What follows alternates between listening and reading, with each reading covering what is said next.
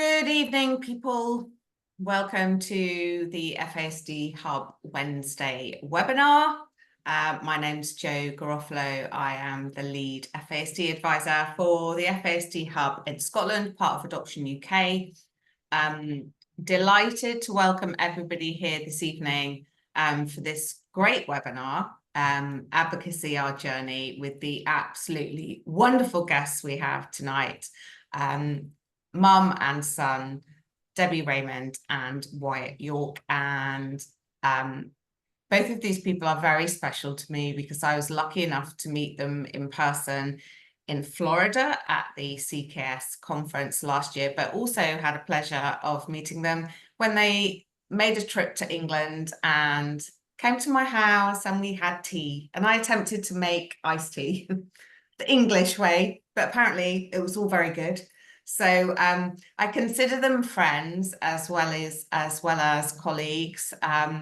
We've walked this journey of FASD alongside each other, although honestly they have so much more experience than me and are so much further ahead in their journey than I am, but they're an inspiration.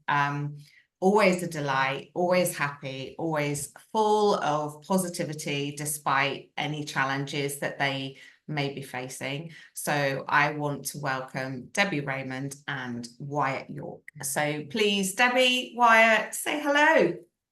Hi, everybody. Hello. We're really glad to be here. I'm honored to be asked to be here, actually. So I have quite a few questions for you guys this evening, and for everybody that's on the webinar tonight, please feel free to type in the chat any questions you may have. There will be time for questions at the end and throughout, really, because at any time, I'm going to monitor the chat. Barbara will be monitoring the chat in the background. So please feel free to introduce yourselves in the chat. If you want to say who you are, who you're parenting, why you're here tonight, what you would like to get out of tonight, or any questions that you have, feel free to do that. But I'm going to start. I've got a whole host of questions for you both, and I've split them down into different sections. So I'm going to start at the top and run through and we'll see where we go. So I started with getting started in advocacy because that is what the webinar is obviously about. So I'd like to ask you, Debbie, to start with, what initially inspired you both to start advocating for FASD?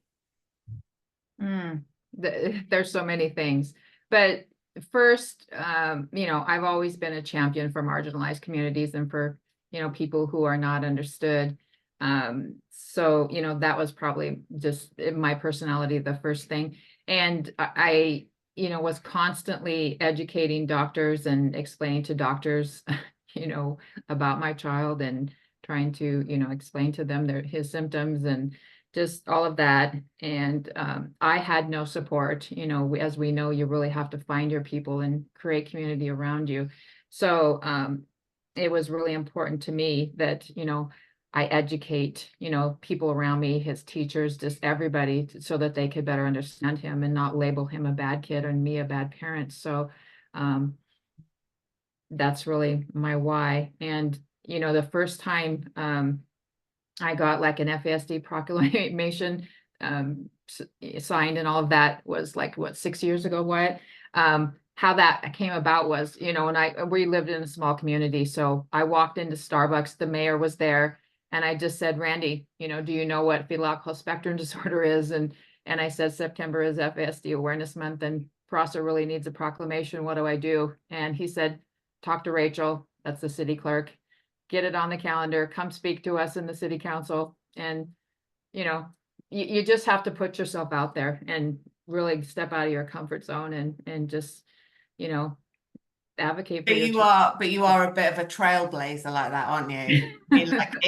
in the CKS group that we're in together, the Caregiver Kickstart, you are definitely the person out there pushing forward those parents who are coming new to FASD and I think giving inspiration and hope to families that follow in your footsteps. Thank you.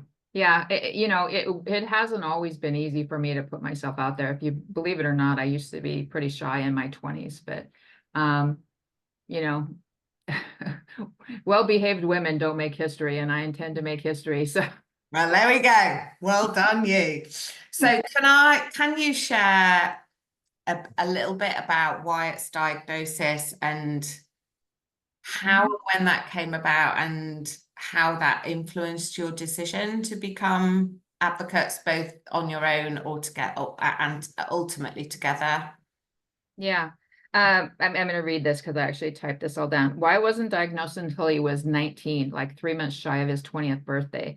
And that, late diagnosis was really not good because he has sentinel facial features. But even, the Children's Hospital, University of Washington, they did not diagnose him until that late time. So that was really bad, but once that diagnosis came about, I started volunteering for our state NOFAS with Jen Wisdahl, who's now the head of our national FASD United, and really trying to help people and families, and share our stories so that other people could find their voice and advocate for their kiddos. So Wyatt, question for you, sitting there shyly in the background, but I know you have like a big voice to say what you want to say. So I want to ask you, Wyatt, how has being an advocate, which is what you are, shaped your life and your approach to living with FASD and other health conditions? He's got to read this, you guys, so bear with me. Yeah, I know, that's fine. It has helped me learn more about myself and about my brain, and it boosts my confidence to keep on advocating in hopes what I will share will let others know that they are not alone and we are a strong community.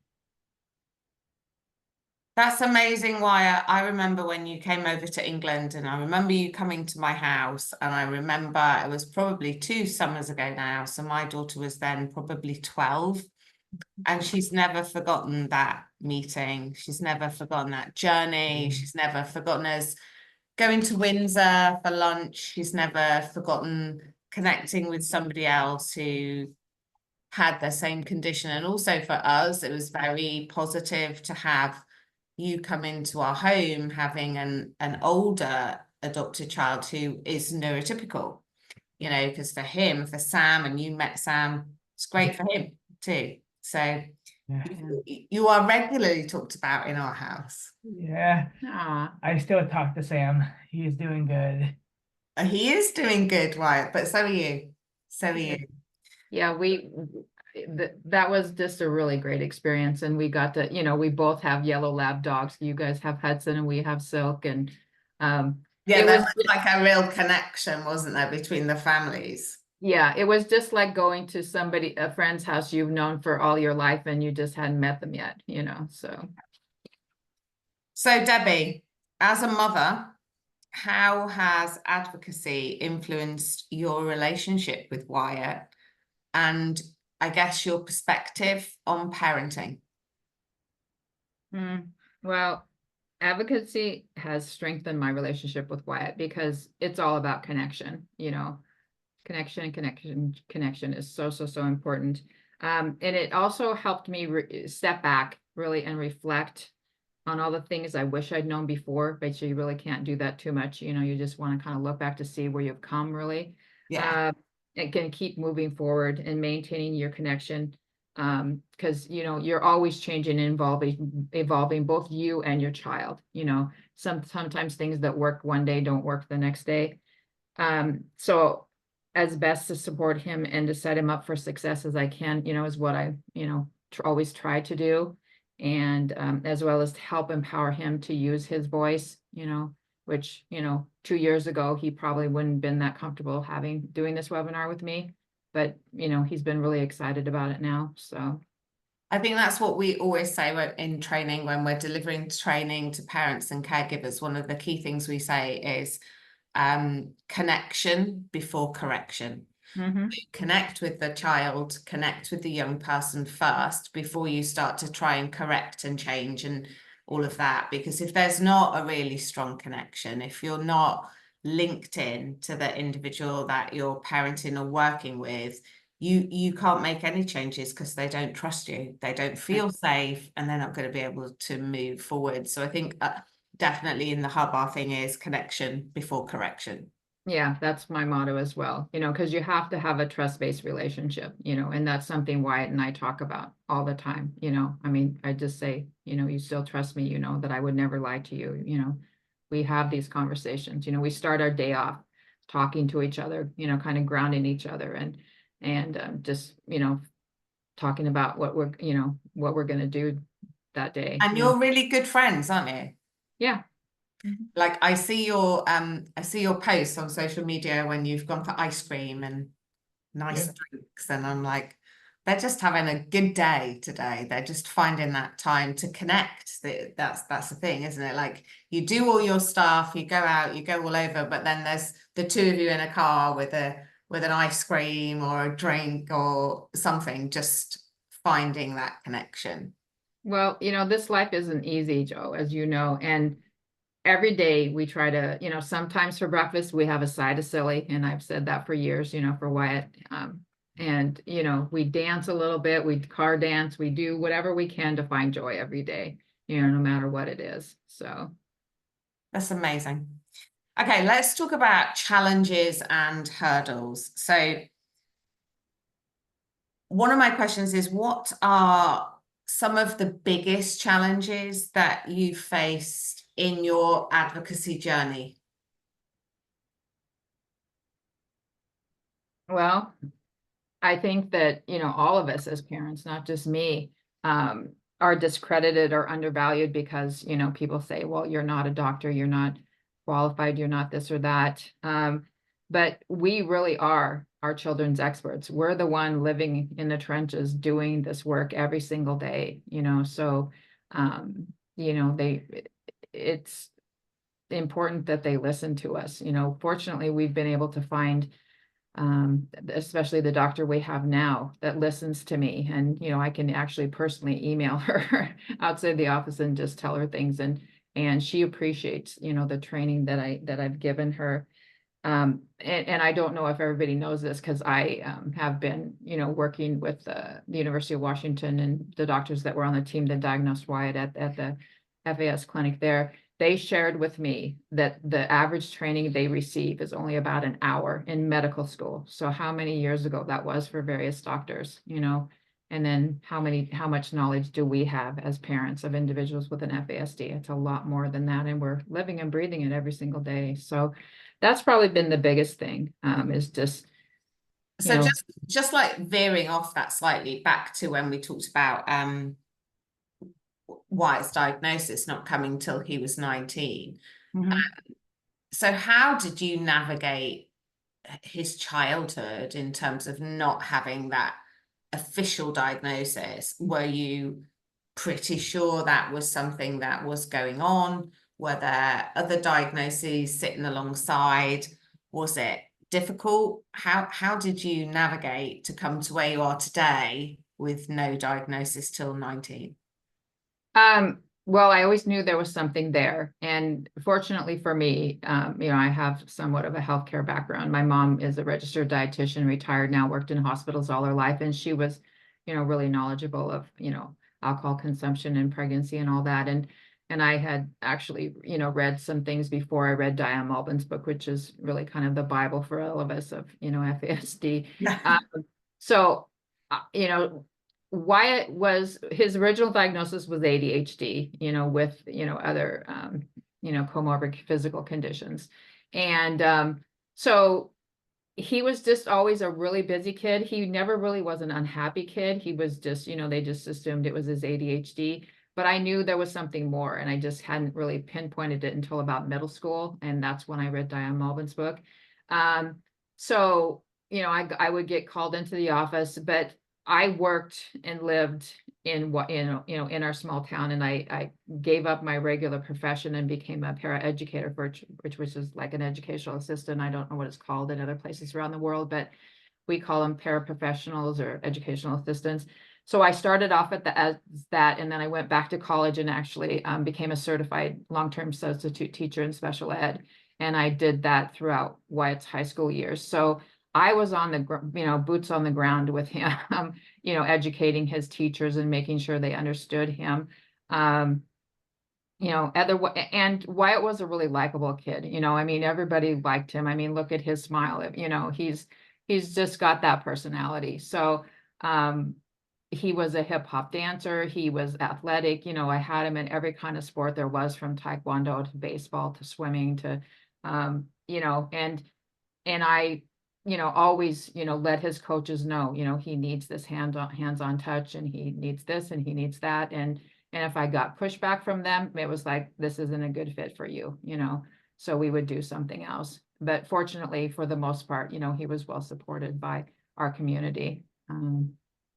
So how do you manage sort of setbacks and discouraging moments in advocacy work, not just for Wyatt, but obviously now you do wider advocacy for FASD as a whole, and making other people aware of this disability? So if there are setbacks and people who are dismissive of this as a disability, how do you manage that and get people back on side and move forward with positivity?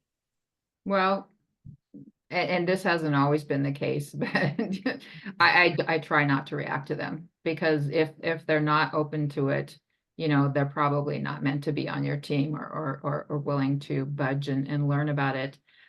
You just have to really read the person. And I'm usually pretty perceptive about that.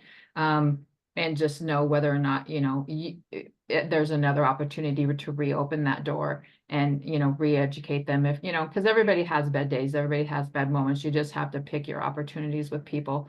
And I've been pretty lucky, most people are pretty open. It depends on how you approach it, just like the mayor, when I approached him in Starbucks, and granted, I had a relationship with him. He was my kid's Sunday school teacher, he and his wife. But, just be friendly, just share, hey, have you ever heard about fetal alcohol? Have you, it's all about the brain, and people, all of us have different brains, and this is how, their brains like work. this is a lot of conversations I have with families we support, and trying to get people to educate their community and things. And one of the things I consistently say is there is a real need to be nice. There is a real need to not be confrontational. And I think as families and as parents, when you're constantly fighting, there is that slight line where, when you're struggling, you're, what we say about our kids, you're dysregulated because you need everything to be done for your kids.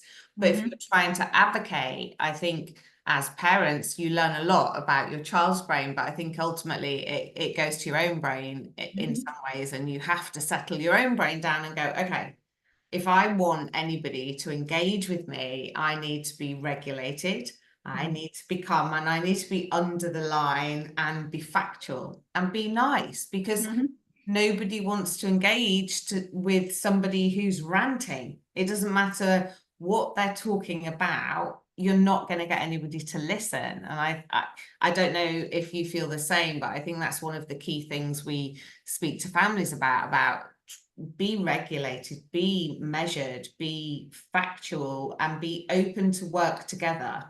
Exactly. I mean, that's totally my mantra. I had to, for me, once I really started to look into Wyatt's diagnosis, and that's not a label, it's really an explanation. And it's just kind of an open door to potentially, figure out how to support and accommodate them, and to, share it with the world and help them find their voice. But yeah, I had to unpack all of my stuff, and find a good therapist before I was, the best parent that I am and the person I am today, because I had a lot. And I think many of us as adoptive parents probably do have our own, childhood trauma and things. And I think part of that is why we want to, parent kids, and be adoptive parents, because, there might be some unfulfilled need that we had as children. We want to do what we never got as children, at least in my case. so I don't want to speak for everybody, but yeah, you want these people on your team. You want them in your camp. You want them, you know, in your village, whatever it is. So I always wanted, you know, Wyatt's our community, Wyatt's teachers, everybody, you know, who was it we saw? Oh, we saw a geneticist last week for Wyatt because he's having that stuff redone. It was done, you know, like a dozen plus years ago, and we're having some more testing done. And at the end of the little blurb she gave Wyatt and I, and she was like commenting, she goes, "You guys are terrific. You work together," and yada, yada, yada. And I said, "Well, you're part of our team now." And she said, "I love that," you know, so. But that's good, isn't it? It's like they say, team around a child. You know, in England, that's a real thing. TAC, team around a child, and I think it's crucial. You know, it cannot be just one professional or just a parent. It is about creating that big team around the child with everybody who's involved, all their specialities coming together. But the lived experience of the parent is absolutely crucial. So anyway, let's go to Wyatt. So we're going to talk about public speaking and all the community engagement and the things that you guys are doing together. And Wyatt, I've seen so much about the conference in Seattle. So I just wanted to ask you if you can tell us about your experience of speaking at the Seattle conference about FASD. And I can see by your smile, this was an amazing experience. Speaking at the Seattle conference was amazing. The conference in general was life-changing. We were in a big meeting room, myself and others just like me with verifying gifts and talents who have brain and body differences from FASD. And it was just really awesome, and people from all over the country and the world, and it was just really powerful to be heard. That's amazing. You were amazing. I saw what you were doing and I followed it all really closely. Yeah. So Debbie, question for you then. How do you prepare, support, scaffold, and help Wyatt to do public speaking engagements, progress with them, and build his confidence and ensure he feels supported? What do you need to do as a mom to help him? Well, I just wanted to kind of add a little bit more to what he said. That smile that he just shared speaks everything. I mean, there were over 100 people with an FASD at the Seattle conference. He said it was like, just, you know, there really isn't a proper word to describe it. He just felt like he belonged. And anyway, so what I do every day, I mean, he and I both ask each other this. How can I best support you? You know, what do I need to do to best support you today? You know, sometimes he doesn't always know because of processing speed or whatever, just where he's at. So we take each day as it comes. There are times when he needs me to speak for him, and I ask him that before I do it. You know, because he can't find his words quickly enough, or he's just not comfortable. And I ask him, you know, like softly under my breath, like if we're at the doctor or whatever. But like he's comfortable, you know, I mean, he was just showing you that this is a weighted animal that he takes with him. It's actually his sloth. This one's mine. Yeah. To the doctor. And he's 23 years old. And there's nothing wrong with taking those kind of supports and accommodations with you if that makes you feel comfortable. You know, we need to normalize those kind of things. While I speak, I look at him and I make sure that I'm not saying anything that would make him uncomfortable. You know, we kind of have an eye signal that we do. And I stop periodically and I just make sure that I'm not jumping in and sharing too much, you know, and then I'll, you know, say maybe, you know, do you want to jump in now and share the rest of it? And a lot of times, and I've just been really doing that over the last few years. I kind of call it like guardrails, like on a highway, and I kind of stretch those out a little bit for him and just kind of launch him.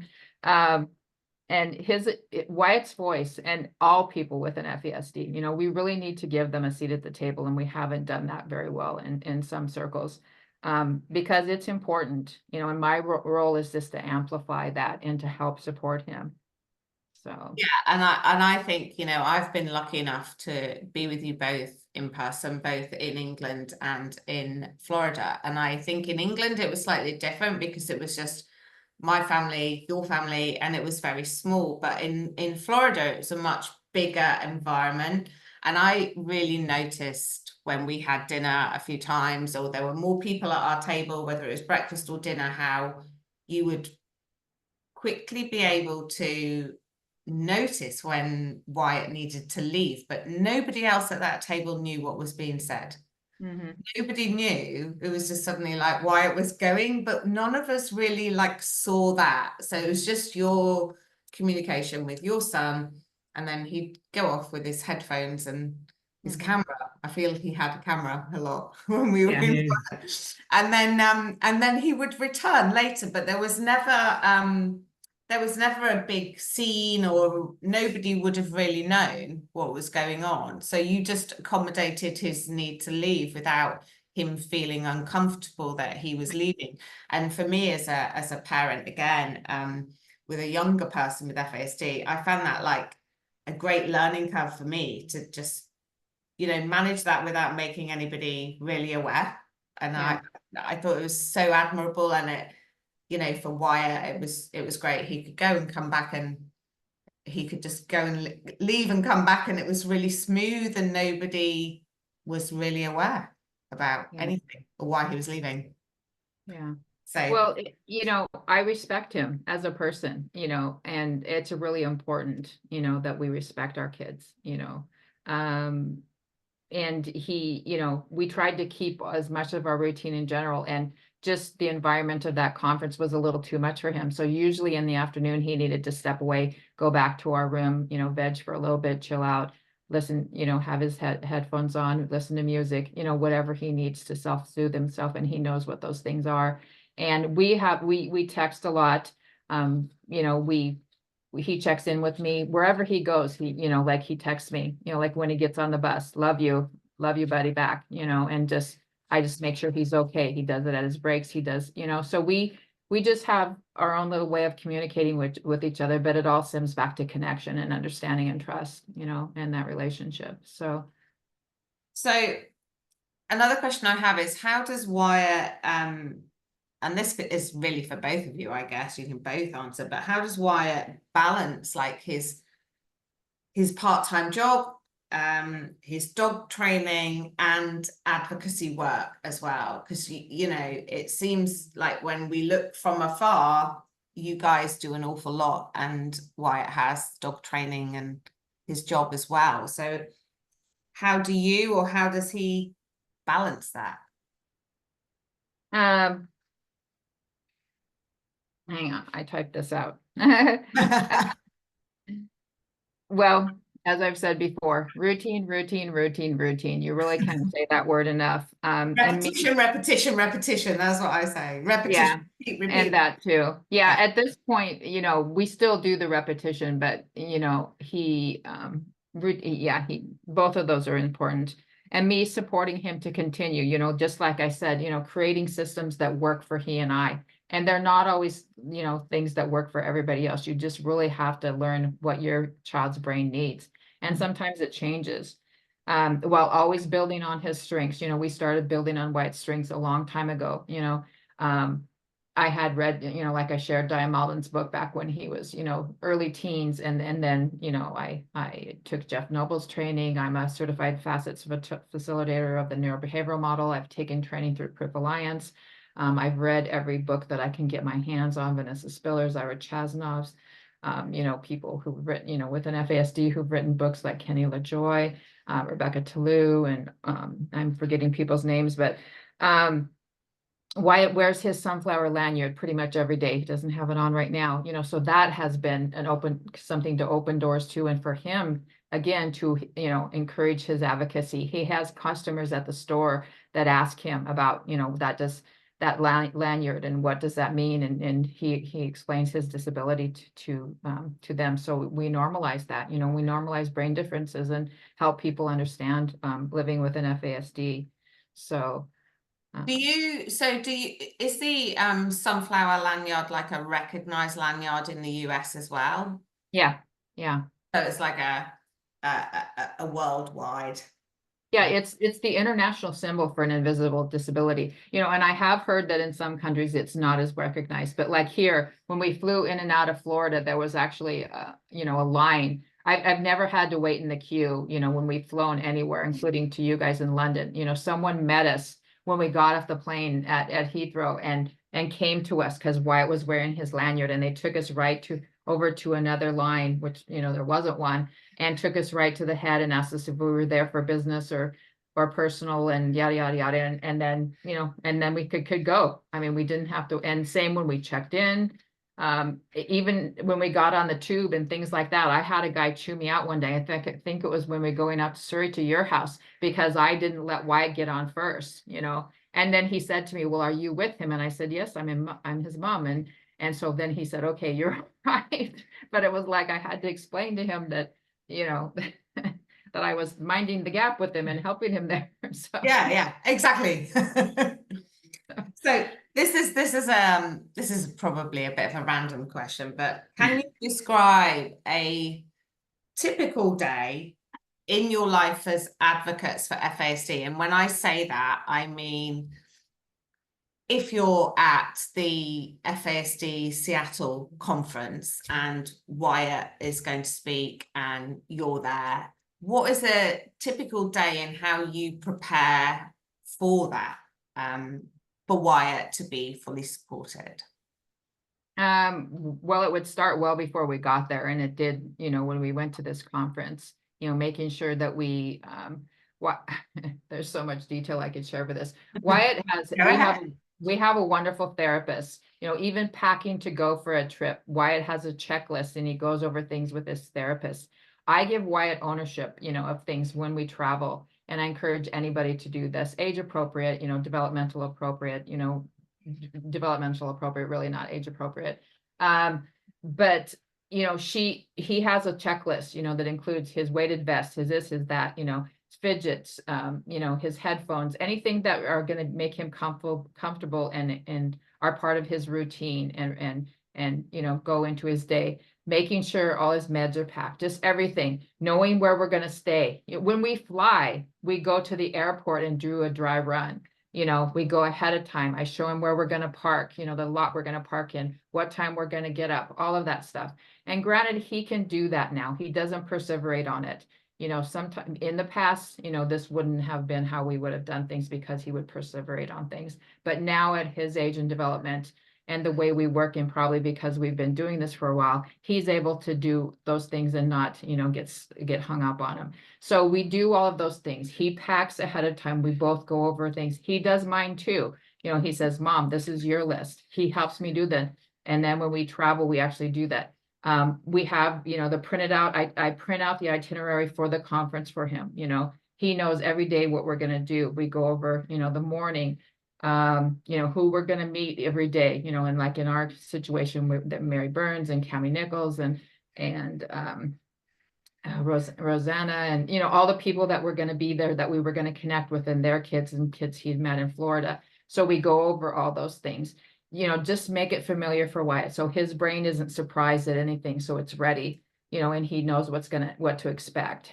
And then if there are surprises, you know, he has fidgets and his headphones and things, and, you know, and I can, you know, text him back and forth, and he can step away and go to the room and be supported. But at this conference, we even found more of a community because like, well, like Kathy, who was taking pictures for FASD United, she came up to me one time and said, Wyatt's been hanging out with this girl, Debbie. I just want to make sure you know who this girl is and that, you know, she's familiar to you. And, you know, she was making sure he was safe. You know, it was like she had joined in to make sure my child was safe. And I just loved that. So, you know, we do that. And like I said, it starts before we get there and it just continues throughout the thing. We took our own breakfast because, you know, financially at the Hyatt Regency breakfast was going to be spendy. So we took instant oatmeal and fruit and dried fruit and just all those kind of things. So we mapped out even the kind of meals we were going to do because Wyatt and I are both gluten-free and he has sensory issues. We talked about all of that stuff. We knew when we got there, we were going to like plan meals, you know, with various people. So just planning the whole thing out as much as you can, sticking to their routine, getting him back to the room, you know, him going to bed early when he needs to go to bed, and just encouraging him, you know, like when he was in that room, I'd, you know, say, hey buddy, how you doing? Love you. You know, you're doing great. Just throughout the day, when I was in another room, he would come and check on me at certain times. At lunch, we would check in together. You know, just continuing all those things. So, And Wyatt, is that really how you feel best supported, that constant knowing mum's there to check in with? Yes. And is it something you want to do yourself, like during a day? Are you quite happy to go, I'm just gonna go see my mum a minute? Yeah. That's great. That's great, buddy. I love it. but I need to share, Joe, we have other people, like if I'm not available, because I do work when Wyatt's at work and when Wyatt's doing things, my daughter is another safe person Wyatt can text. Michaela, our friend, I have added other people to that, and those people get a text from Wyatt randomly, and you know, so if I'm in a meeting or doing whatever, he knows those are people he can check in with too. And at the conference, the same thing. He was safe with Mary Burns, or, you know, a whole lot of people that we were there with, and, you know, Maggie May or anybody. So, sorry, the dog is going crazy right now. But, you know, Wyatt knows that those are all safe people in his circle that he can go to if I'm not available. So, yeah, and that's what we need to build for our kids, isn't it? Like a circle of support rather than just one person, because they're not, it's like ultimately they're not going to grow if there's not a circle. What's your dog doing, Wyatt? She wants to be part of the thing here, but she's not tall enough to look here. Where's Hudson at right now? So, what advice would you give to other parents and individuals, so parents and individuals with FASD, who are interested in advocacy and interested in moving forward to help support change? What advice would I give them? Yeah. Was that a question you sent me, Joe? It was. Okay, hang on here. I'm gonna try to find it because my brain just went mush. Advice for other advocates was the question. The first. Advocates. Oh, okay.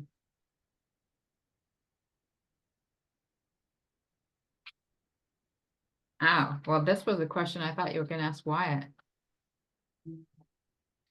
Well, the advice that I have is, don't be afraid, you know, and I know that's a hard one for some people because it makes you anxious. It makes you all kinds of things. You know, you're constantly fighting for your kids for all the other things they need. So, you may feel, you know, inadequate or whatever, to be an advocate, but your voice matters because you need to, you know, stand up and fight for your kids, and we all have to do it too much. And like Joe and I talked earlier, you know, you need to do it in thinking that you want these people to be on your team, to be on your side. You want them to be friends. You want them to be in your circle. So, you know, start out a little bit at a time, whatever you're comfortable with. And, you know, I'll just say this, and I may regret saying this. I'm always available to, you know, for people to ask questions. I have people ask me questions weekly on my Instagram page. You may regret saying that. And you know, I don't get paid for my advocacy. You know, I do it because I know how hard it is. And just educate, and to really be an effective advocate, you have to educate yourself first. You need, you know, to know what you're talking about. You know, take Jeff Noble's training, take any kind of training, you know, that's good training from FASD United, you know, the fastest neurobehavioral model, read all the books, you know, and I can recommend a whole lot of them if you email me, because right now I isn't remembering them all.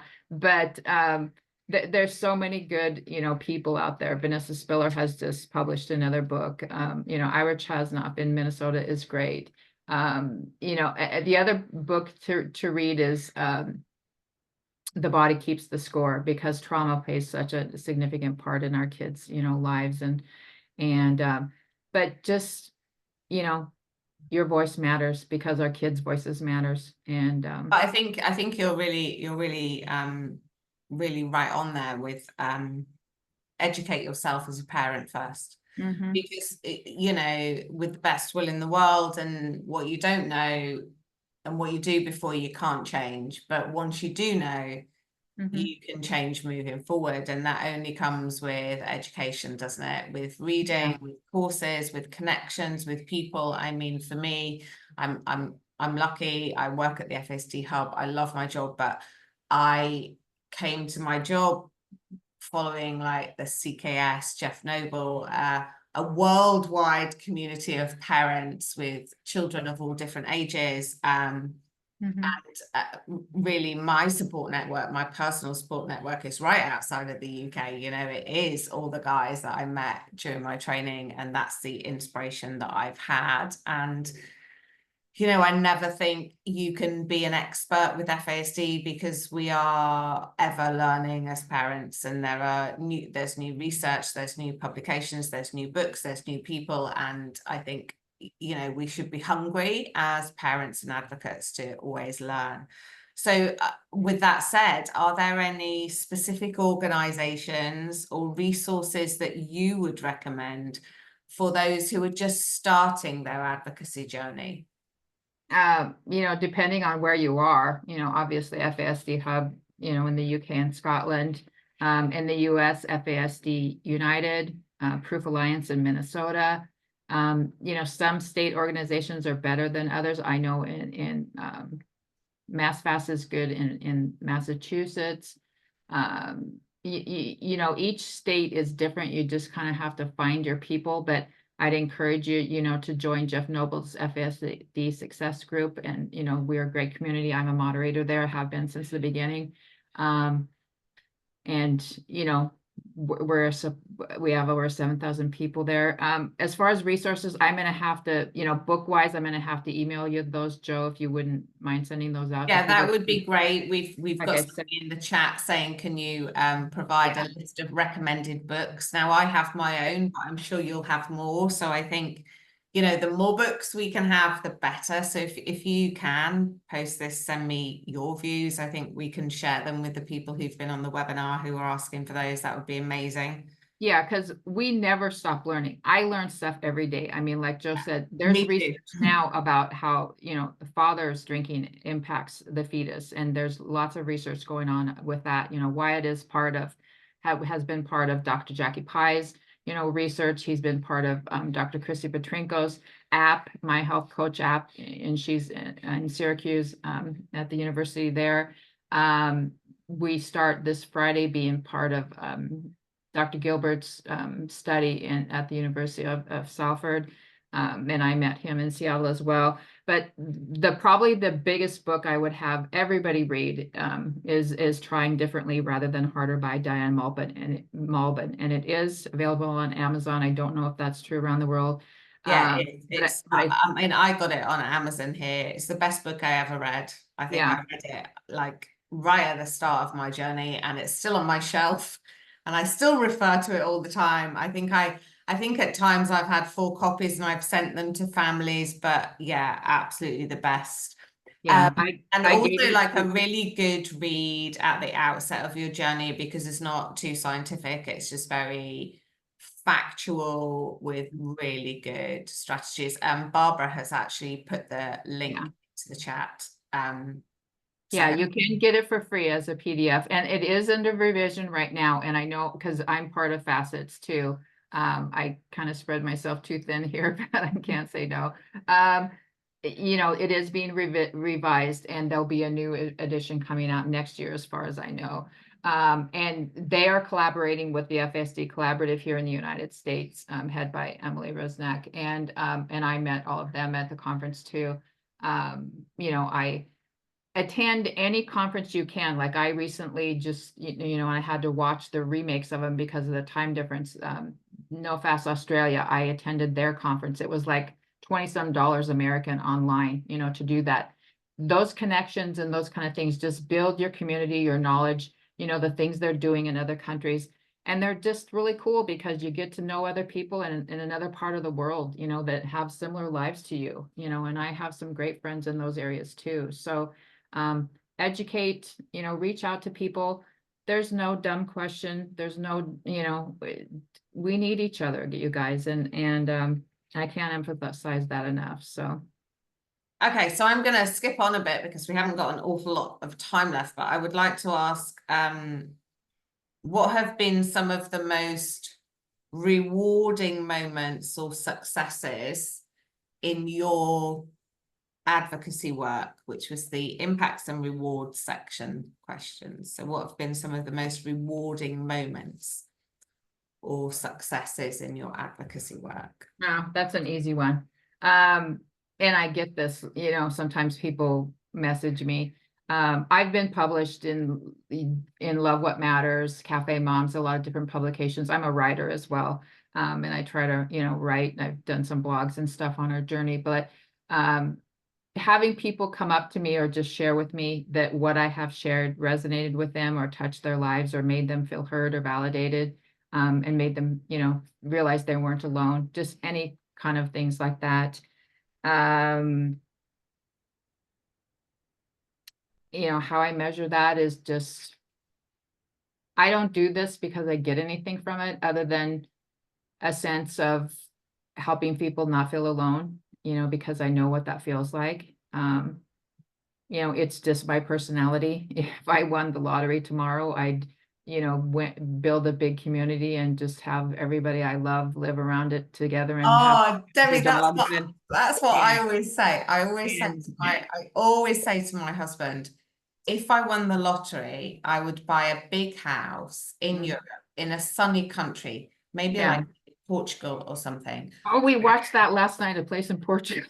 Yeah, so we'll do it together. And I always say I just have a big house with loads of land, and it would just be for families and individuals with FASD to come out and connect. Because for me, the best trip I ever did was coming to Florida, and I came on my own, as you know. So I traveled from England. I think I was the only person from England at that meetup. You traveled the furthest, yeah. I traveled the furthest. I didn't have my daughter with me, and other people had their children, and it, it was a big journey, and it was and I was very alone, and everybody I knew I'd only ever seen on a little screen, and I stayed for 5 days, and it was for me the best thing I'd ever done, and remains a highlight in like my life with FASD. And should it happen again this year, which we're hoping it will, I fully intend to come again and bring my daughter, because I feel that there were so many people there with children, and I think she would have been too young last year, but now she's 14. I think, yeah, it's the right time for her to come and be with that community. And for me, it was the best thing ever. The only people you knew, we had met before then, but nobody else, I don't think. It would have been great if Lisa had been there, but yeah, I mean, like I even, even before we got there, like Linda from Canada, like I think it was Linda, and Linda and Angela both had cars because I didn't rent a car, and I got rides to and from the airport with them, so I got to know them a little bit. I mean, it's like, they live a similar life to you, so they're going to help you because that's just the kind of people we all are. We all understand the struggles, and they're, we're all there for each other, and Okay, so what steps do you think caregivers and families can take to better support their loved ones with FASD? Well, think brain first always. Remember, it's their disability that made the college the decision, not them personally. And relationships and connection are key and the most important thing. And listen to people with FASD and what they need, and listen to their families.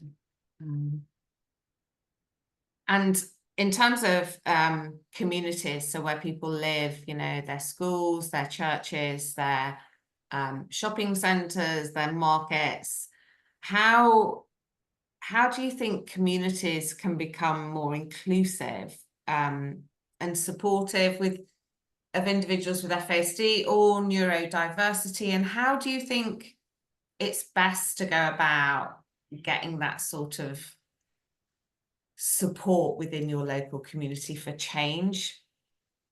Well, it's kind of hard because for some reason with FASD, we need to blame somebody. You know, we need to blame a bio mom. We need to blame this. We need to blame that. We need to judge, you know, parents raising these kids. And that's just bunk, in my opinion, is the only kind word I can use on Kind screen. word, bunk. But, you know, we need to get beyond that. You know, everybody's voice matters, and we need to just continually educate. And as I said, try to build, you know, the autism community has done a really good job, you know, so I have started looking at some of the things they have done, you know, to help with my advocacy and how to build community, because they have done it really well over the last 20 years. So, you know, just I'm going to tell you to Google, you know, what some of the things that they have done, because that's true. They have done a really good job, but it's just educating, you know, loving on people, loving on birth moms. You know, we need to stop this bashing of bio moms. We don't know their circumstances. Pregnancies are unplanned. Doctors still tell people it's okay to drink. You know, we have such a culture of drinking. You know, we wouldn't stand around and have a, you know, be snorting cocaine at a wedding or a party or this or that, but we do it with alcohol, and alcohol is the most dangerous substance there is to the human body and to fetuses. So it's like, you know, we need to change the narrative. You know, we need to be sober curious. We need to be so many other things. And, you know, and, yeah, I'll get off So my you, soapbox Debbie, about you have an amazing voice. You have amazing words. You've done an amazing job with your son. And I think you're inspirational to the community, but also the new families that come on board, because as we know, this is the largest neurodevelopmental disability in the Western world. It's not going away. And I think it's very true that we are definitely where autism was probably 20, 30 years ago. And sadly, you know, there are some amazing professionals and there is research and there is change, but ultimately on the ground with people living day to day with this disability, it is about the parents and the lived experience of parents, the families, and the young people like Wyatt who grow up and are able to advocate for themselves and come forward with the support of their family, that we'll ever see change going forward. And hopefully in 20 years' time, we'll be sitting here and we'll be saying, you know, we've made a difference and, you know, we are in a much better place. So Wyatt, to you, my lovely man, I want to ask you, how did you get into dog training? Because we always say to our families how important it is to find our children and young people's brilliance. And clearly, aside from your hip hop, which was also amazing, but I know now due to your health problems, dog training has become a massive part of your life. So I want to know how you got into dog training. Alrighty. When my mom and I lived with our friend Michaela, she knows I connected with her. She knows I connected with her reactive German Shepherd, and she realized I had a gift with him. And so she asked me if I was interested in working with him and with her. We started studying YouTube videos, dog training. We watched Victoria Stilwell videos and studying techniques. I started working with my neighbor's dogs, and then I created my own Instagram page, Possibilities with FESD, to help me grow my content. And yeah, and then almost 3 years ago, we moved, and my mom found the current place I worked with, a current place where I work with dogs at Camp Do the Woods. Tracy breeds service dogs, crisis dogs, facility dogs, and dogs who heal hearts. So that's my story about how I got into dog training. And Wyatt, I watch your videos quite a lot when you're training the dogs, and I'm always so inspired by your connection, and it's really clear how much you love what you do. So my question is, what do you enjoy most about your work with the dogs? There's probably everything. I like big dogs. Tracy has big dogs I work with, so I'm a big dog person. I love big dogs. Yeah, I remember when you came to my house, you're like, my dog, and my dog's big. Yeah. He just, you know, I think there's something in our kids, and they all have different gifts, but Wyatt was, I think, you know, like our dog Silk was a rescue dog. I think dogs and people that have that gift just kind of connect at some level, and they understand each other, and I think it goes beyond words really. And he's always had that. I have it too. I mean, when I go to Tracy's, the dogs attack me and, you know, like want me to take him for a drive. It's in a good way, not, you know, badly attack me. But he has that gift with not only dogs, but horses too. You know, he does equine therapy, and I'm the girl that grew up on, you know, cattle ranch and rode horses, not Wyatt. So, for But me, I'm the girl who never grew up with dogs, never had any of that, always said I would never have a big dog, and yet got a Labrador for my daughter, a therapy dog, qualified, who's now 4. And honestly, the best thing I ever did for my daughter, but also I feel like for me was one of the best things too, because she may be a therapy dog for my daughter, but I sort of feel like she's a little bit of therapy for me. You know, yeah, I have to go and walk and breathe air. And also because I work from home, you know, she sits at my feet and she's next to me, but she's very intuitive of both my emotions and my daughter's. So I don't know, maybe that it's just that I have a very intelligent dog, but yeah, I definitely I never believed that thing that like dogs are like people, but I definitely now believe that they are, and they make a they're huge better than people. yeah, They're- absolutely. Don't answer back, don't argue. Yeah. But definitely give my daughter, whenever she is dysregulated or feeling unwell, the dog is the go-to. The dog is on her bed, in her bed, she's with the dog, she's on top of the dog, she's lying on the dog's lying on her, and it's like, oh God. And I was one of those people who, when I got my dog, who was like, the dog is not going upstairs, the dog is staying downstairs, I'm not having hair everywhere. Now the dog just goes anywhere. The dog goes wherever the dog needs to be to support my child.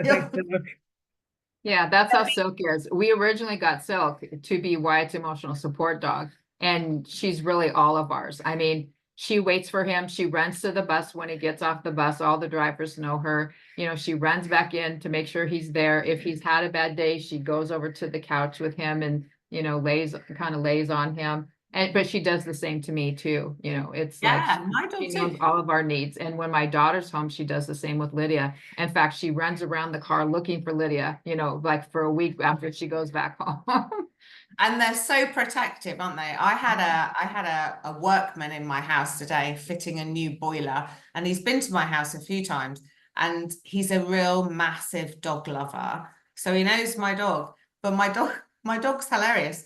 She just like barks as he comes in, and then he goes up and he talks to her all the time, and she's like loving it. But as soon as he's at the door, she's barking. She Yeah. barks wherever he goes, and it's sort of like just protection. What are you doing? Where are you going? All the time. And it just cracks me up. It's like he said to me when he left, he was at my house at 8 o'clock this morning, and he didn't leave till like, I don't know, nearly 5 o'clock. And he said to my dog, "Thank you for a lovely conversation." Because the dog had just been barking every time he was around.